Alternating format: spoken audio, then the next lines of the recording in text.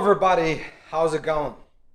This is Mr. Assam, the English teacher and the self-improvement coach. Dear friends, in the previous episode we learned together how to form yes-no questions in the past continuous.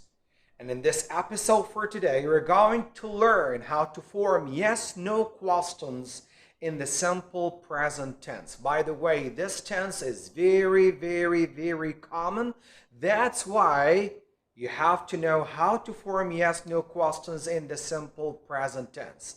So inshallah, in this episode of our series, I'm still a beginner, help! We're going just to know how to form yes-no questions using the simple present tense, and please try to keep practicing it all the time so that you can master one of the most important tenses in the English language. I'm sure that you are good enough and open-minded enough to understand the lesson fully and wonderfully. So let's get started. Here we go, my dear friends. First of all, you should know that if you want to learn any tense in English, you have to know the difference between the function and the form. The function means why we use the tense.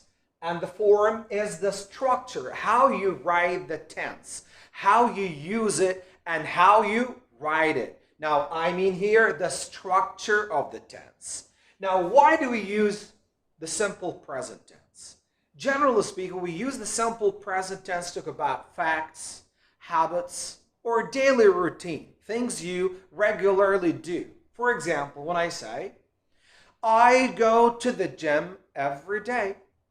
My father reads the magazine every single day. Some of my friends go to the library on weekdays. So these are habits or daily routine activities, okay? So now we are going to learn how to form yes-no questions. You have to know that these are the two helping verbs used in simple present tense when we talk about yes-no questions. The first one is does and the second one is do.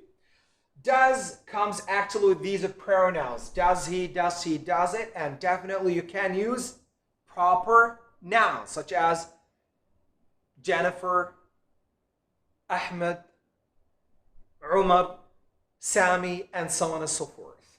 So does he, does it, does Umar, does Khalid, does the cat, and so on. And finally here you must remember that after the subject we must use the base form, verb 1. For example, I say, she reads a book every weekend.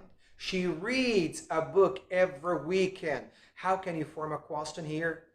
Does she read?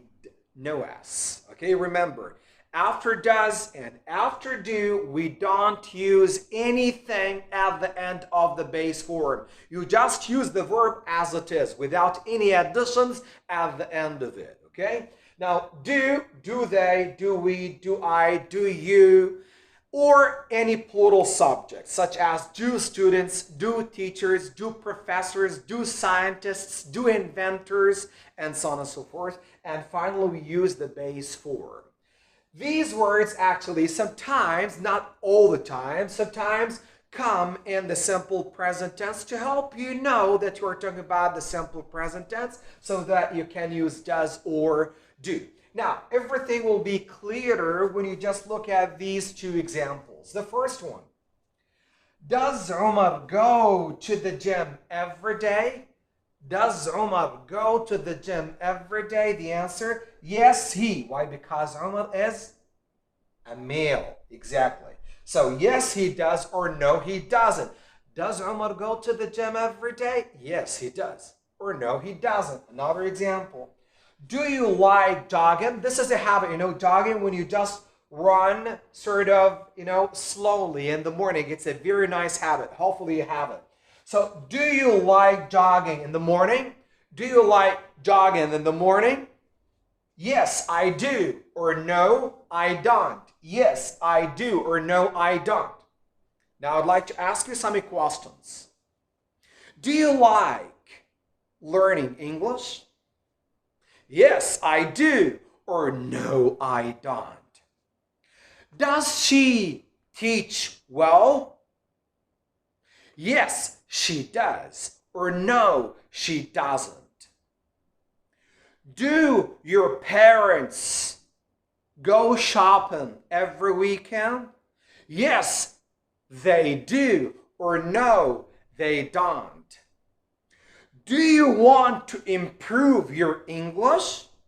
Yes, I do. Or no, I don't.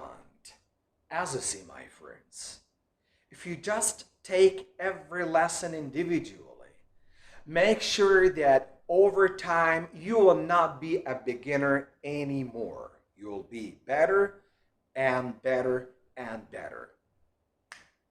Until I see you again, I wish you the best of the best. And remember all the time that practice makes perfect. And when you practice, practice with love, passion, patience, persistence, enthusiasm, and positivity. And have that unshakable belief that you won't be a beginner anymore. You'll be excellent in the future if you just keep practicing all the time. I wish you a very fantastic weekend full of love, inner peace, and all kinds of happiness. Bye-bye.